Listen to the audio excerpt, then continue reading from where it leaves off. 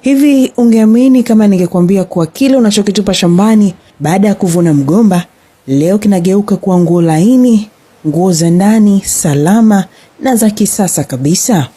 Hii ndiyo nguvu ya teknolojia inavyobadilisha maisha yetu kila siku.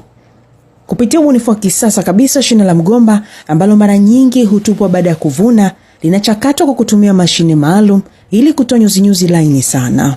Teknolojia hii hutumia mchakato wa kusafisha na kulainisha nyuzi hizo hadi kuwa uzi bora unaofanana na pamba au hariri.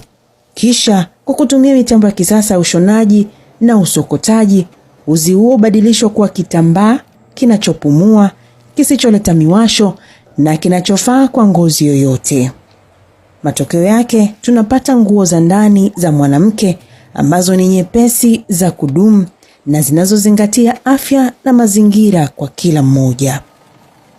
Teknolojia hii inapunguza upotevu wa mazao, inalinda mazingira na kuzalisha fursa mpya za kiuchumi kwa wakulima na hata wabunifu wa mitindo.